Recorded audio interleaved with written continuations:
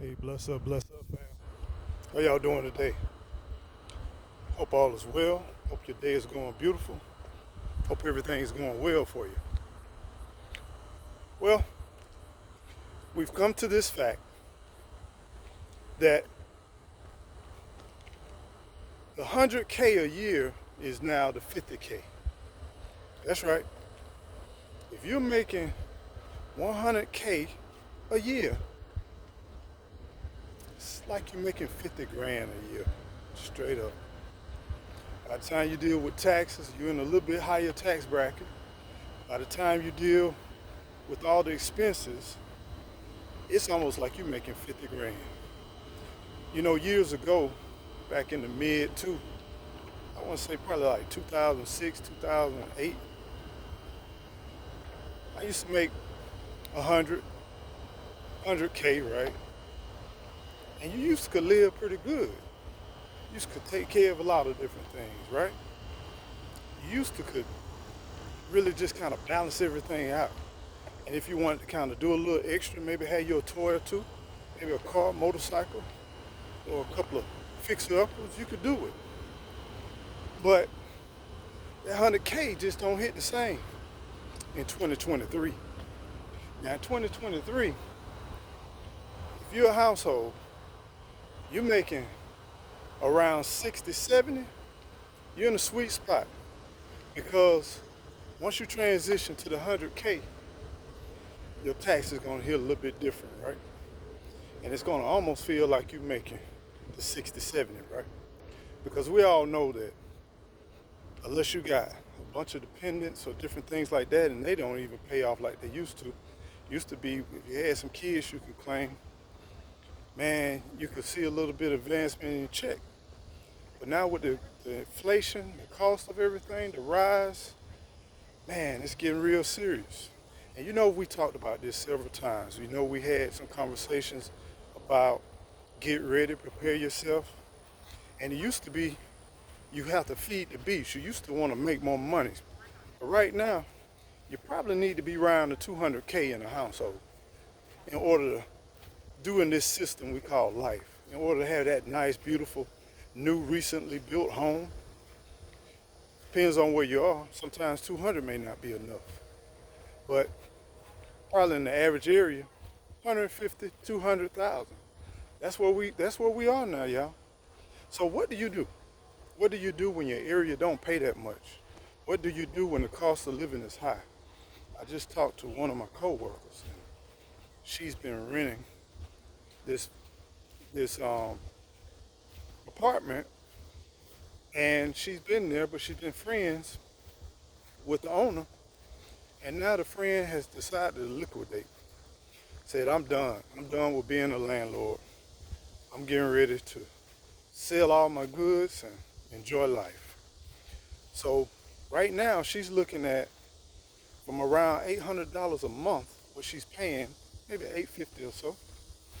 Now for the same apartment, same town, same city, same location area, it's jumping from around mid 800s to 1500. That's right, I said 1500, almost double what she's paying, right? Said she's been there for about 8 or 9 years, but now she's forced to find a place, and she didn't even realize what kind of savings she was getting. Now, I don't know where you are, but in a lot of places, $1,500, $1,800 a month, especially in the South, because the South really don't pay that much. Really don't. Sad, but it's true. But what do? You're making $30,000, $40,000 a year, and now you got $1,500 plus just in rent by yourself. Most people say, shoot, that ain't nothing. That's pretty good. But what are we doing? You know, how do you stop this cycle? You get, you do the things that most people don't want to do. You try to find ways that you can liquidate. your assets and then transition into a better situation. Most people are not willing to do what we did. We pretty much sold everything, so we're done with this cycle. And then we're just gonna buy some land, and until some things get somewhat balanced or until we can catch up with this thing called inflation, we decided to off-grid it, right? That way we can mitigate our costs, you know? We can stabilize the outflow because we don't have that 15, 16, $2,000 a month coming out. That can help in a lot of ways. But even though we don't have that coming out, it's still a struggle because you still got insurance, car insurance going up, you got property insurance going up, you got property taxes going up, you got the day-to-day cost of fuel always on the rise, and then you gotta pay for everything out of pocket. So this beautiful thing we call life in the system, it got us in so many ways, but you gotta get creative. I had one coworker says, I'm transitioning to a van. I'm gonna live the van life about a year or so, and then I'm gonna see what it does. I'm gonna stack my money up for about a year, or at least as long as I can stand it. And then I'm gonna try this out and see what it does. Everybody got their own thing, you know, I ain't knocking it. You know, some people wanna do an RV. Some people wanna buy some land and do a yurt. Some people liquidate everything and just reduce the size of their home and maybe buy a smaller home or even buying an older home. And some people, what they're doing, they just staying where they are.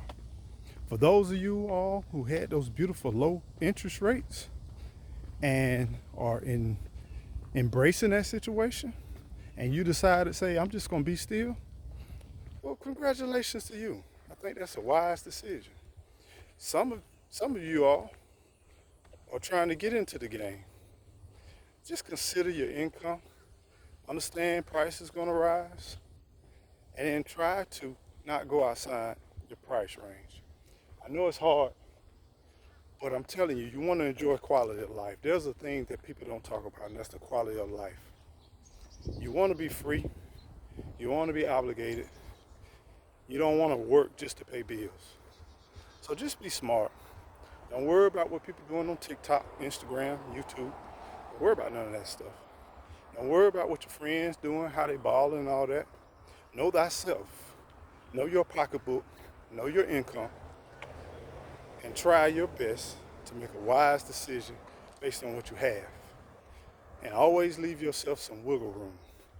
Don't never put yourself in a tight situation. And then I had someone else who told me they were a married couple. They said, well, we decided to move back in with our parents. They got one little one, and they are getting ready to buy a house because they say the rent, their lease came up, and they were not willing to pay the increased costs in rent. So they have made the decision to move their family in with the parents. And they said they're going to save up enough to buy a house. Some people say, I can't do that. I'm not willing to do that. That's your decision. But you got to get creative either way. Then I have another person that I know. She, along with some other young ladies, they rent one unit, but they pay for each bedroom. So they got one unit, but then they got multiple bedrooms, and they all dip in and pay. There's so many ways, y'all, you can go around the situation, and you're gonna have to get creative because things are getting tighter, y'all. Income and inflation, income is going down or stabilizing, but the inflation is continuing to rise. The feds are trying their best to slow this process down by raising interest rates, making it harder to lend money. But this good old American system We're pouring our hearts and our soul into it. And guess what we're doing? We're still spending money like it's nothing. We're still getting deeper and deeper in debt. Now understand, it's your life, it's your money, you can do what you want to do. But you know what's going to happen eventually. They're going to have so many creative ways to make you stop doing that, to slow this economy down, because the inflation is sky high. If you can put yourself in a position where you can own something, do that. Don't waste no time. Go ahead and lock it down. Put yourself in a situation where you have that power position. Put yourself in that position where it may not be fashionable about where you live or how you do it. You might feel like you're stepping down. But sometimes you got to step back to run and take 2 steps forward. Don't put yourself in no compromised position, no situation where it's a hazard. But maybe consider doing a little commute. Maybe consider putting yourself in a smaller pond and being a bigger fish. Maybe consider moving to a suburb, moving outside of town. And yes, it's a sacrifice, but guess what? All things can be temporary if you make that decision. So there's a lot of different options that you can do, and I find it always interesting talking to different people and seeing how do they survive.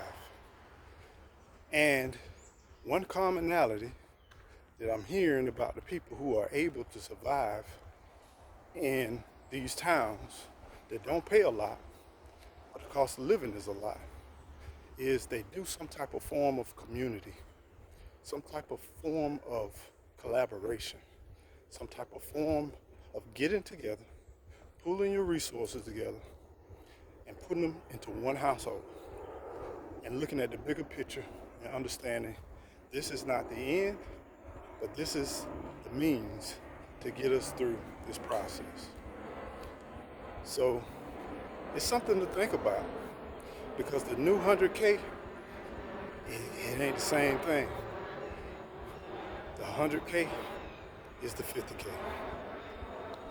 And with that said, y'all already know in some cities, in some places, you can't make it off of 50K. In some cities, that's not bad. But most of the cities where it's not bad, you typically don't make 100K.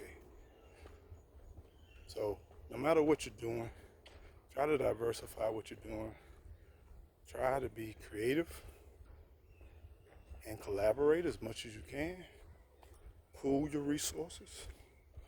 If you might need to share Sam's Club with some other families, Costco card with some other families, you might need to dip in and collaborate a little bit on some food expenses, or maybe the housing. Be creative and do it. Have fun doing it too. You know, life is good if we be very creative about what we're doing. So I just want to leave y'all with that thought today, to find some creative ways to not keep feeding that beast. Because if you keep pursuing, you get to 100 and you say, that's not enough, I need more. You're feeding the beast. Find a way to make that 100 work. Keep that sanity, keep that peace of mind together. Because if you try to chase this thing right now, you'll be 200K and still not happy. Still be in need. Find a way to grow a garden. Find a way to get your solar power station, so you don't have such a high electric bill. Find you some ways to catch some rainwater. Just be creative. Find some ways to mitigate your costs. Y'all be well, be blessed, and don't forget to be creative. And with that, don't forget to grow. Grow.